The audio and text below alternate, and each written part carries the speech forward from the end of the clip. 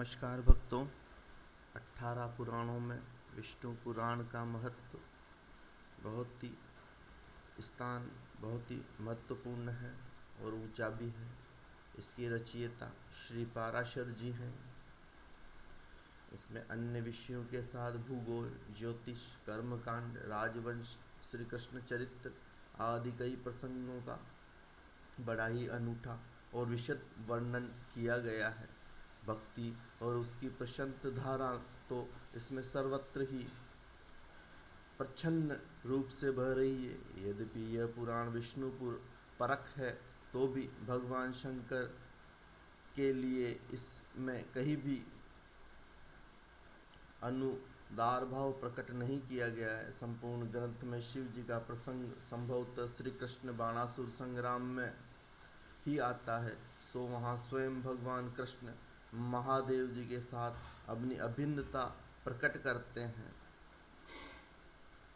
विष्णु पुराण अध्याय 1 की कथा श्रवण करते हैं। आप भी आनंद लीजिए।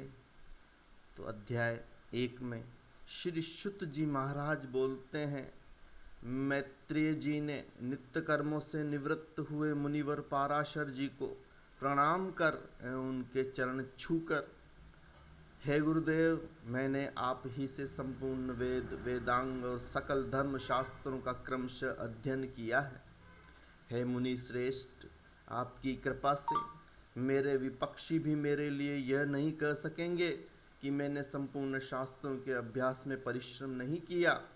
हे धर्मज्ञ, हे महाभाग, अब मैं आपके मुख अरविंद से ये सुनना चाहता हूँ कि यह जगत किस प्रकार उत्पन्न हुआ और आगे भी कैसे होगा, तथा हे ब्राह्मण, इस संसार का उपादान कारण क्या है। यह संपूर्ण चराचर किससे उत्पन्न हुआ है, यह पहले किसमें लीन था और आगे किसमें लीन हो जाएगा। इसके अतिरिक्त आकाश आदि भूतों का परिमाण, समुद्र, पर्वत तथा देवता आदि की उत्पत्ति, पृथ्वी का अधिष्ठान और सूर्य आदि का परिमाण तथा उनका आधार, देवता आदि के वंश, मनु, मनवंतर, चारों युगों में विभक्त कल्प और कल्पों के विभाग, प्रलय का स्वरूप, युगों के पृथक पृथक संपूर्ण धर्म, देव ऋषि और राज ऋषियों के चरित्र तथा व्यास जी कृत वैदिक शाखाओं, यथावत रचना तथा ब्रह्मा आदि वर्ण और ब्रह्मचर्य आदि आश्रमों के धर्म, ये सब हैं। महामुनि शक्ति नंदन, मैं आपसे सुनना चाहता हूँ। हे ब्राह्मण, आप मेरे प्रति अपना चित्त प्रसादोन्मुख कीजिए, जिससे है महामुने मैं आपकी कृपा से ये सब बातें जान सकूं। श्री पाराशर जी बड़ी प्रसन्न मुद्रा में बोलते हैं, हे धर्मज्ञ मैत्रेय, मेरे पिताजी श्री वशिष्ठ जी ने जिसका वर्णन किया था वह पूर्व प्रसंग का तुमने मुझे अच्छा स्मरण कराया है, इसीलिए तुम धन्यवाद के पात्र हो। हे मैत्रेय, जब मैंने सुना कि पिताजी विश्वामित्र की प्रेरणा से राक्षस ने खा लिया है तो मुझको बड़ा भारी क्रोध हुआ। तब राक्षस का ध्वंस करने के लिए मैंने यज्ञ करना आरंभ किया। उस यज्ञ में सैकड़ों राक्षस जलकर भस्म हो गए।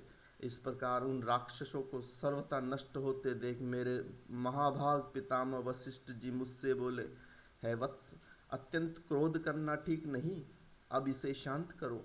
राक्षसों का कुछ भी अपराध नहीं है।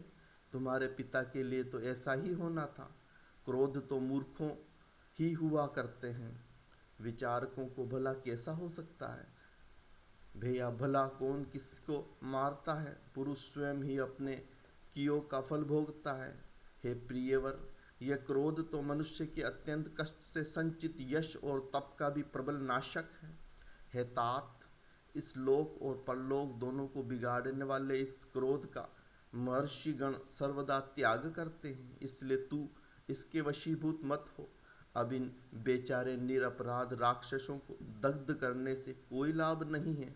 अपने इस यज्ञ को समाप्त करो। साधुओं को धन तो सदा क्षमा ही होता है।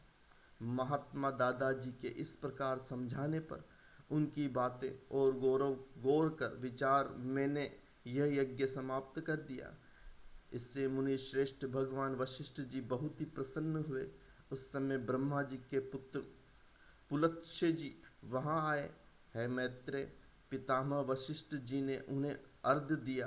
तब वे महर्षि पुलक ज्येष्ठ भ्राता महाभाग पुलत्स्य जी आसन ग्रहण करके मुझसे बोले, तुमने चित्त में बड़ा वेर भाव रहने पर भी अपने बड़े बूढ़े वशिष्ठ जी के कहने पर क्षमा स्वीकार किए, इसलिए तुम संपूर्ण शास्त्र ज्ञाता हो गए। हे महाभाग, अत्यंत क्रोधित होने पर भी तुमने मेरी संतान का सर्वथा मूलोच्छेद नहीं किया। अतः मैं तुम्हें एक और उत्तम वर देता हूँ। हे वत्स, तुम पुराण संहिता के वक्ता होंगे और देवताओं के यथार्थ स्वरूप को जानोगे तथा मेरे प्रसाद से तुम्हारी निर्बल बुद्धि प्रवृत्ति निवृत्त भोग मोक्ष के उत्पन्न करने वाले कर्मों में निसंदेह हो जाएगी। इस तरह कहने पर अनंतर फिर मेरे पितामह भगवान वशिष्ठ जी बोले, पुलत्स्य जी ने जो कुछ कहा है वह सभी सत्य होगा। हे मैत्रेय, इस प्रकार पूर्व काल में बुद्धिमान वशिष्ठ जी और पुलत्स्य जी ने जो कुछ कहा था वह सब तुम्हारे प्रश्न से मुझे स्मरण हो आया है। अतः हे मैत्रेय, तुम्हारे पूछने से उस संपूर्ण पुराण संहिता को मैं तुम्हें सुनाता हूँ। तुम उसे भली प्रकार से ध्यान देकर सुनो। यह जगत विष्णु से उत्पन्न हुआ है, उन्हीं में स्थित है, वे ही इसकी स्थिति लय के करता है तथा यह जगत भी वे ही हैं। तो भक्तों, ये था विष्णु पुराण अध्याय 1, जिसे आपने बहुत ही ध्यान पूर्वक श्रवण किया और इसका आनंद लिया।